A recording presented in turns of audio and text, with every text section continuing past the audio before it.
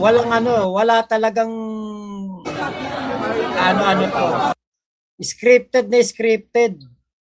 Kasi dito, pinipigilan po yung media. Baka hindi to, ano naman ang gagawin nyo doon. So, Pinipigilan po yung media dyan sa part na yan. Makikita nyo dyan, pinipigilan sila, hindi sila pinapalapit, tapos meron na pong mga dumarating na mga armed personnel. Makikita nyo naman dyan eh. May mga darating na dyan na mga armed personnel at sila po ay parang merong gagawin na pagsugod. Kasi eto karapatan syempre ng media na ma-cover kung ano ang kaganapan diyan sa loob ng Senado for transparency. Para po sa ano yan, sa para sa ating lahat ng mga Pilipino para malaman natin ano ba nangyayari sa loob ng Senado. Kaya lang dito nga po sa mga ano na ito, sa mga pangyayari na ito, medyo para mapapaisip ka, una ay tinataboy ang media. Nililihis nila ang media. Si Bato de la Rosa nga nakita isinakay ng isinakay po ito ng elevator tapos maya-maya inano din biglang nawala.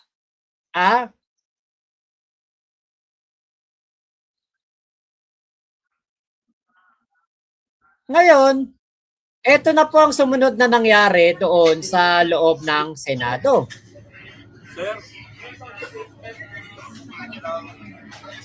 Ayan na yung sumunod na pangyayari. Meron ng mga army. Yun nga yung Marines na sinasabi ng ating Pangulong Bongbong Marcos at yung mga PNP. So yan daw po talaga ay mga tauhan talaga ng Senado. Diyan sila nakabantay. Sila ay nakadestino diyan para ipagtanggol ang Senado.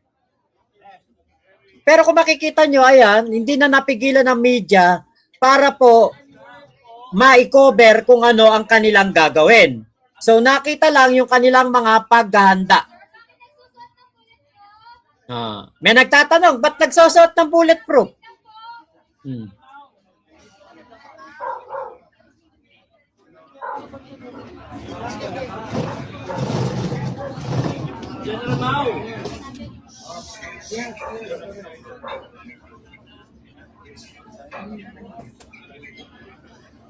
Dito 'di ba walang malinaw na paliwanag ano gagawin nyo, bakit kayo nakaporma ng ganyan, bakit parang meron kayong susugurin. Wala pong ganyan. photo please. Sige, kaluwa mo ko. Kaluwa mo. Una ko rin mga Marines, nagkakasa na. Dito yung kaliwa pa. Nagkakasa na ng baril.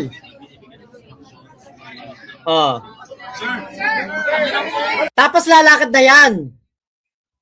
Lalakad na yan na parang may susuguri na. Kita nyo mga nakamahaba yan, may mga bulletproof vest, may police, may OSAA, may Marines. Lumakad na sila papunta doon sa may dulo daw na gawing dulo ng second floor ng Senado. So hindi na po pinasunod ang media diyan. Pero makukulit ang mga media natin. Yan ang kagandahan dyan. Makukulit ang media.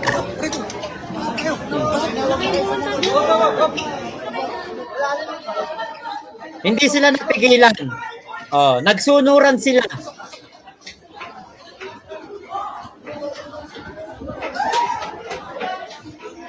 Nagsunuran ng media. Ang media. Tapos makikita nyo dyan, pinigil sila, pinigil. Tapos walang kahit ano ito makikita nyo. Walang ibang tao dyan. Kung mapapansin niyo, ang mga kapulisan gumilid. Gumilid lang sila. Gumilid lang sila. Wala po kahit anong ano dyan.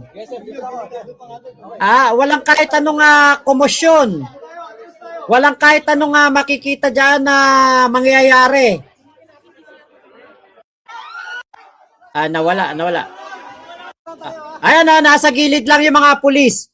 Ito, makikita nyo, may mga pulis dyan, pero nasa gilid lang. Ang mga parang aatake, yung mga Marines. Yung mga pulis po, kung makikita ninyo, wala silang hawak na mahaba. Wala. Naka-standby lang sila, Nasa gilid lang. Parang hindi nga nila alam kung ano gagawin nila eh.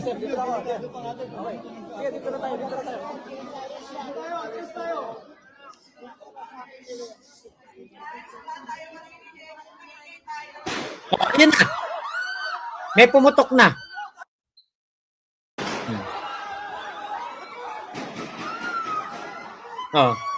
Wala na. Bigla lang ganun. Parang binulabog lang ang Senado para magmukhang merong siege. Para magmukhang merong sumusugod.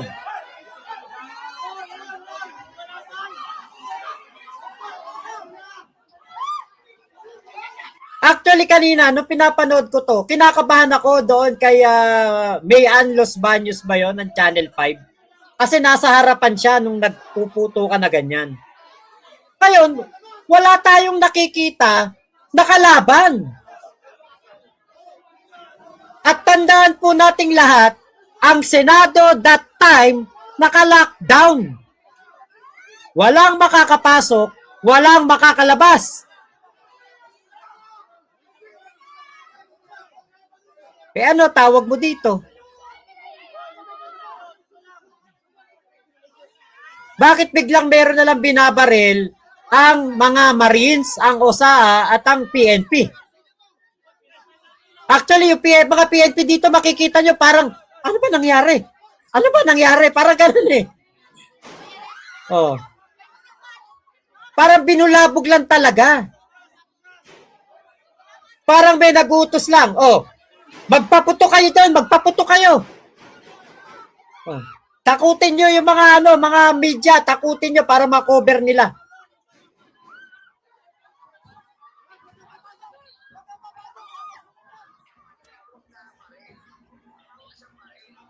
Tagumpay sila dito kasi talagang natakot ang mga media.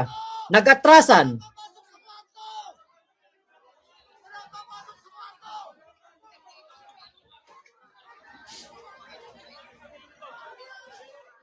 Yung po sinasabing walang papasok sa kwarto, press room daw yun. Kwarto yun ng mga press, pero kita nyo, pinigilan silang pumasok.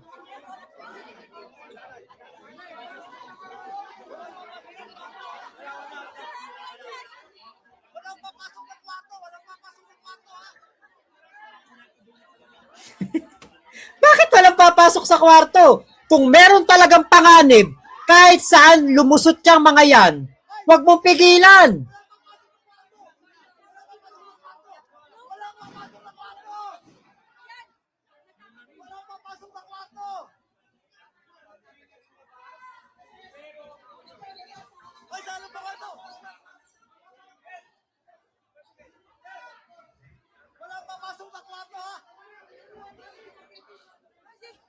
Kaya mukhang scripted eh.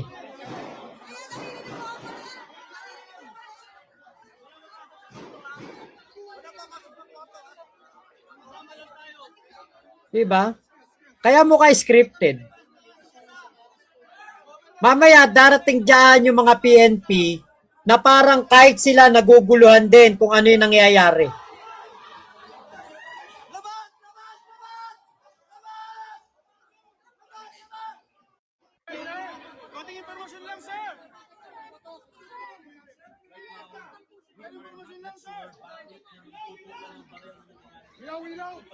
Diba? Kita nyo? Wala man lang makapagsabi kung ano nangyari. Pinatayan pa sila ng kuryente o pinatayan pa ng ilaw yung pinangyarihan nung putukan.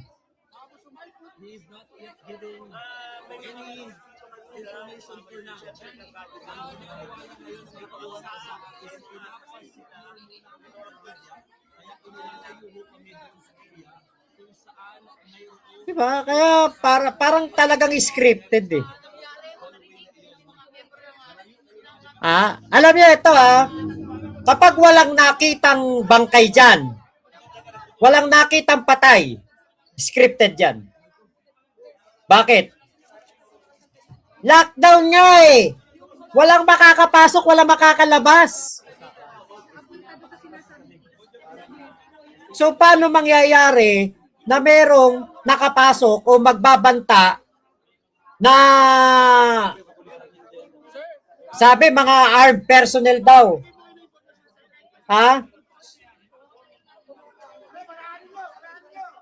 Paano may makakapasok dyan kung naka-lockdown? Napakalabo, di ba? Hapon pa lang mahigpit na ang kanilang security dyan.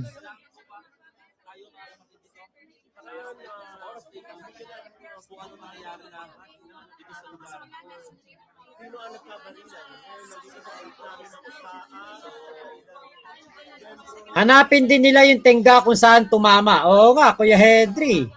Diba? Mesa Mark, ba't gusto nyo may mamatay? Kasi kung walang namatay dyan, sino yung binaril nila? Sino mga pinagbabaril? Kung walang patay, sino pinagbabaril?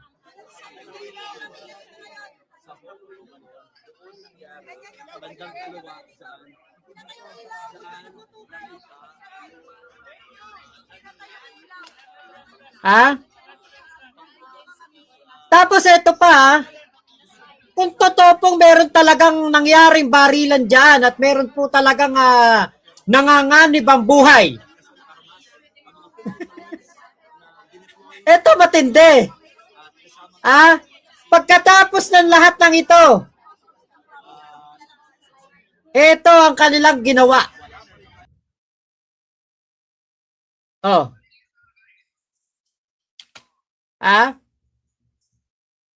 Kung nagkaroon talaga ng panganib ang buhay ng mga senador, bakit ang gaganda ng mga ngiti nila dito?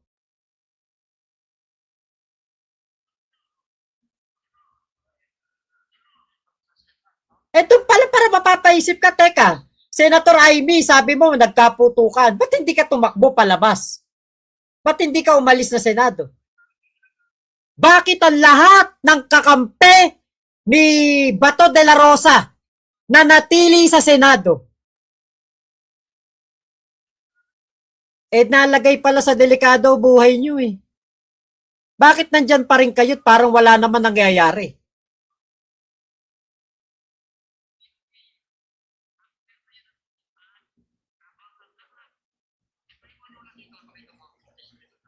Ayan no, ang saya-saya nila.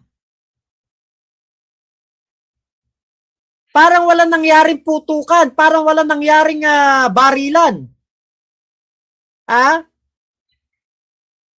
Ayan pa ang sarap ng kanilang kainan.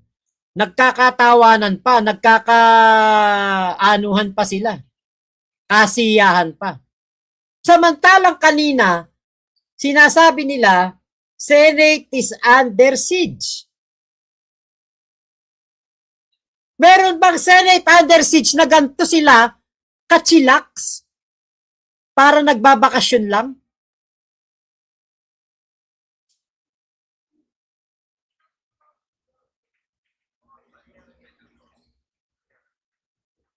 Diba kaya talagang questionable. Ano ba yan? Parang halatang-halata naman. Napanood natin yung bawat ganap eh. Nakalive ako kanina. Talagang kitang-kita ko. Ako mismo na nandito sa bahay ko, natakot ako sa kalagayan ng mga nandun sa Senado. Pero sila, bakit parang ang sarap pa ng kwentuhan nila? Bakit parang walang nangyari?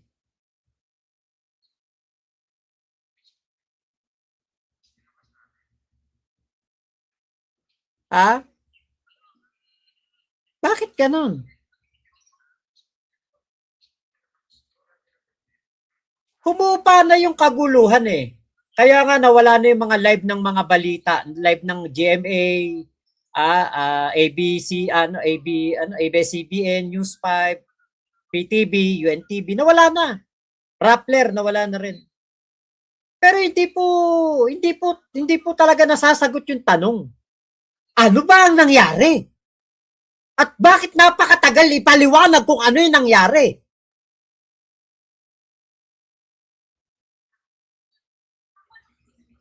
Sino ang may pakana nito?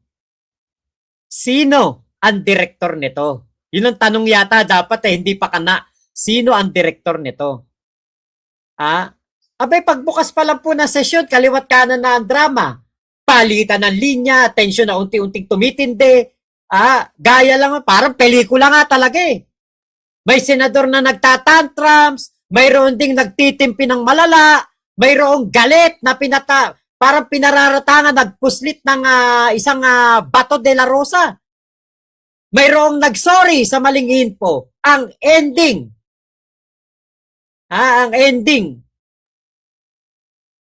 si Alan Peter Cayetano pala nagpapasok kay Bato.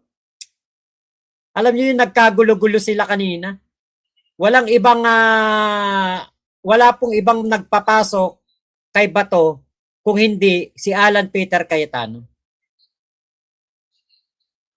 Tataka ka rin kay Pia Cayetano, bakit hindi pa umamin na kapatid niya pala ang nagpapasok kay Bato. Ngayon, wala pong TRO mula sa Supreme Court. Kaya taranta mode ang mga Duterte senators.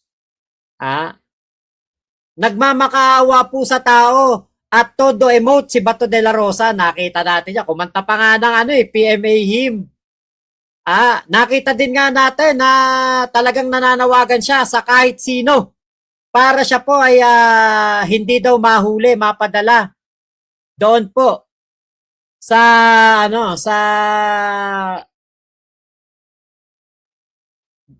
doon po sa Dahig.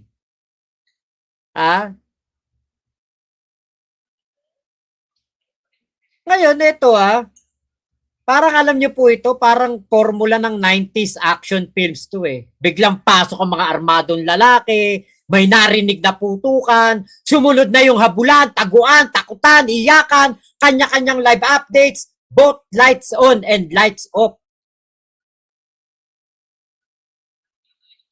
Sino nga ba'y artista noong 90s? Sino nga ba yung artista noong 90s at magaling, at tingin ko magaling magplano sa mga ganitong aksyon? Sino nga kaya? Ano kaya pinagpaplanuhan itong tatlong to? Okay na okay na tayo. Naisakatuparan na natin, natakot na natin ang mga Pilipino, na nadungisan na natin ang NBI. Wala nang makakapasok dito basta-basta. Nagawa na nating lituhin ang mga law enforcer. Yan siguro pinag-uusapan diyan eh. Okay. Siguro natanong ni Robbie, okay ba? Okay ba, Alan Peter, ang aking plano? Magaling ba 'yung pagdidirect ko? 1990s action film yan.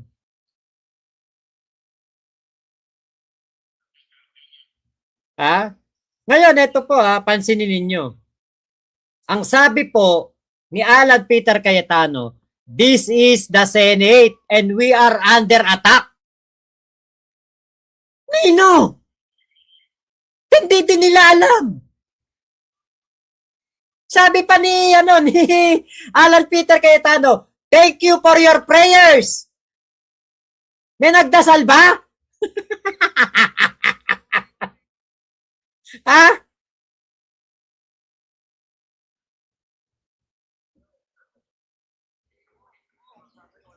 Di ba siya nagpasok doon sa tinutugis ng ICC?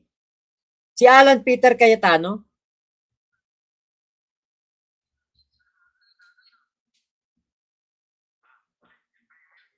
ba dapat ang ginagawa ng isang butihing senador ay ang pagpapatahimik, kaayusan, kapayapaan, katiwasayan, katahimikan ng bansang Pilipinas. Ito, napakalaking gulo na yung dinudulot ng kanyang pagpapapasok kay Bato. Dahil nga ito'y wanted ng ICC. Tapos, Senate, under attack, hindi alam kung sino. Kaya hindi na po tayo masisisi dito na mga Pilipino kung isipin natin na ito ay isang scripted na galawan. Ha? Scripted eh. Ang mga polis nga parang, ano ba gagawin namin dito? Ba't nandito ako? Ha? Parang yung mga may Marines lang ang alam na meron silang babarilin. Pero hindi rin nila alam kung sino yung binabaril.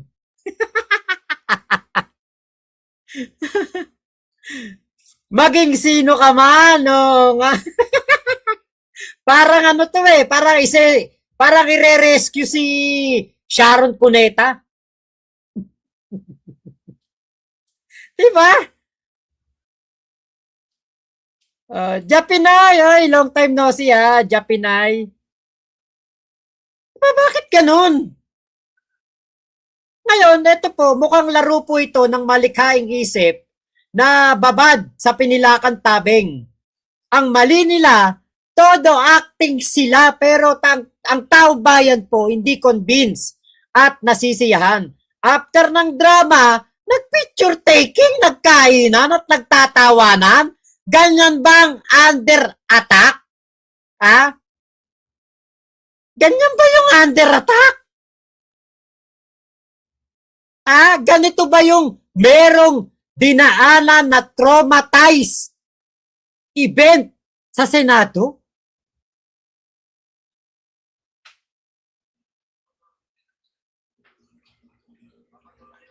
Alam niyo, maniwala pa ako, totoo to yung si Toto Mangudadatu, si Arnie Tevez, yung nagkaroon po ng bomb attack doon sa House of Representatives. Naalala niyo yun? Alam ko, pandemya yun eh. Mas kapani-paniwala pa yun. Bakit? Talagang si Toto Mangudadatu nasugatan. Si Arnie Tevez, alam ko nasugatan din yun. Pero dito, wala namang nakitang may kahit isang hiwa ng blade sa balat na senador. Ang drama ni Amy Marcos, abay akala mo meron talaga nangyaring parang sinakop, parang Angel has fallen. Olympus has fallen, parang gano'n na nangyari. Naku po, hindi nyo na po maloloko, taong bayan. Alam mo, Alan Peter Cayetano, yung ganyang propaganda, yung ganyang aktingan, hindi na yan papasa. Hindi na yan sa mga Pilipino. Hindi nyo na yan magagamit. Ang drama level parang pantapat sa Batang Quiapo itong ginawa nila na to eh. Diba? Ngayon, after all what happened, after all of this, nasaan si Bato? Nakita nyo na ba si Bato? Hindi. Lumutang ba si Bato after ng mga gunshot? Hindi. Kaya nga po, isa lamang ang tanong, nasaan na si Bato? Nasaan si Bato ngayon? Bakit parang hindi na makita si Bato?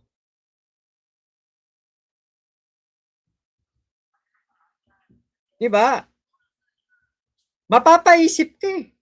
Teka, sabi nyo under attack kayo.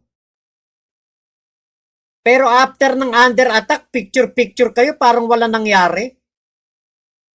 Diba? Kasi kung talagang under attack ang isang institusyon, talagang yan, talagang Baka nag-iiyakan hanggang ngayon ang mga senadora dyan. Ah, baka si Amy Marcos hanggang ngayon umiiyak.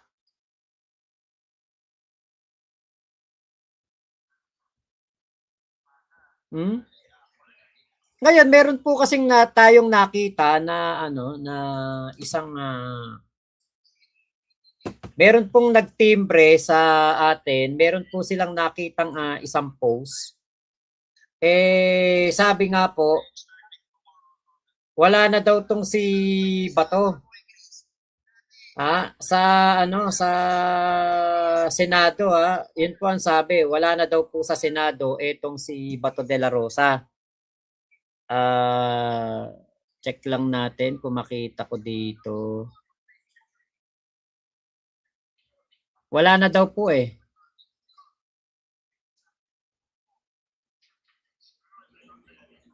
Nakaalis na daw. Sakay daw ng ano, sakay daw ng ang sabi, sakay daw ito ng isang sasakyan at yung sasakyan na daw na yon, sasakyan daw ni Pia Cayetano. Ewan natin kung totoo yun.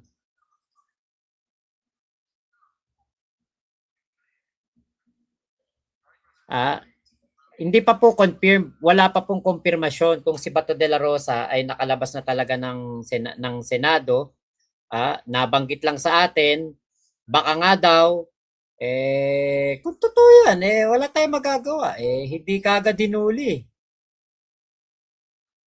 Di ba? Hindi agad, hindi agad kinuha nung mga panahon na nandoon sa loob ng Senado. Di ba? Makakalabas talaga yan. Ngayon, puntahan natin tong si Ilaila de Lima. Hmm. Hmm. Hmm. Hmm. Oo.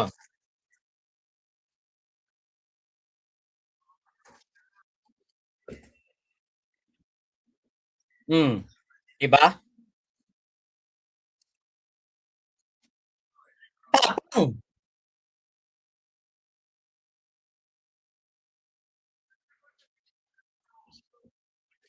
Ang tapang Ay, nakikita nyo ba? Teka, ito pala. Tapang ni Laila de Lima.